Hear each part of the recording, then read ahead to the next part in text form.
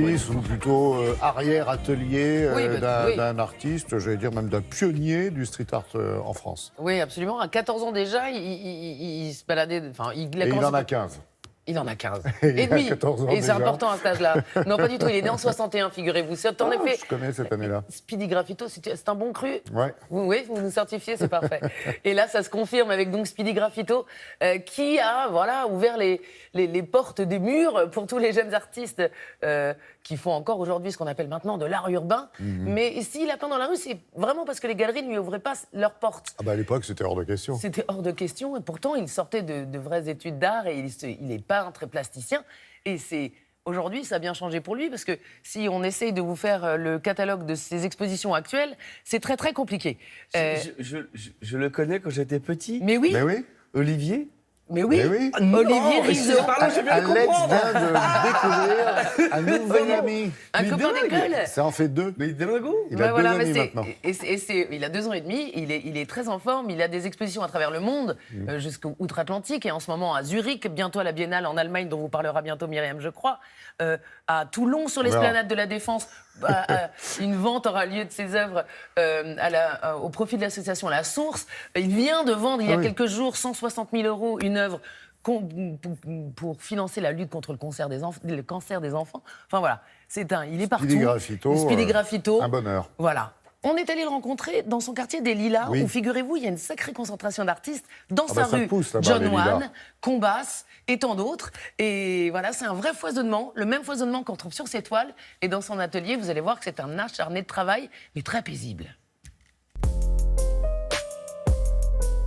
Un petit monsieur chat, là, alors?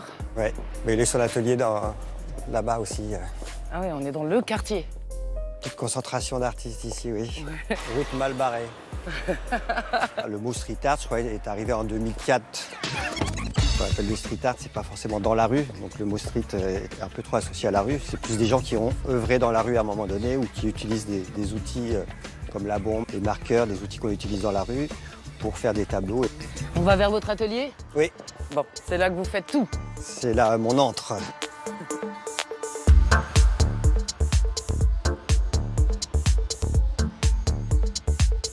La création, je la fais plutôt dans l'atelier, c'est là où je vais trouver mes idées. Et puis, quand j'ai une nouvelle idée ou j'ai trouvé un style un peu différent, je vais le mettre dans la rue pour tester. C'est plus un lieu de test, en fait. C'est un lieu où on peut voir les choses, il n'y a pas de notion d'argent, puis c'est une notion de partage. Alors ça, c'est un personnage qui existe depuis très longtemps, parce qu'il existe depuis 87. Il a appelé le La Peinture. Et elle symbolise à chaque fois les émotions dans lesquelles je suis et mon rapport à l'art. Et faire à cheval, c'est ses bras et ses jambes. Et là, j'ai eu envie de les séparer par des boules, comme si elle était un petit peu en équilibre sur quelque chose de précaire. Voilà, elle est bien droite, donc oui, elle n'est pas en train de tomber, donc c'est plutôt bon signe. C'est elle qui me dit un petit peu où j'en suis, quoi. C'est une sorte de méditation, en fait. Je suis pas en train de penser au trait. En fait, ma main, je regarde ma main peindre et puis je regarde ce qu'elle fait. J'aime bien utiliser les mots aussi comme un bruit de fond.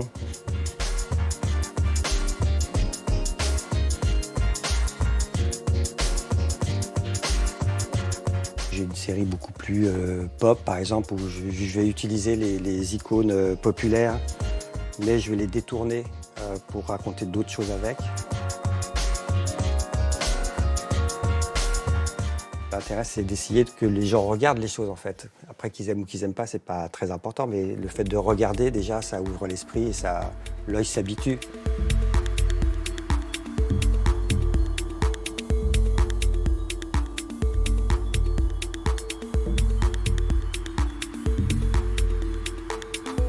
Et chaque matin, je me réveille, je me dis quelle chance j'ai.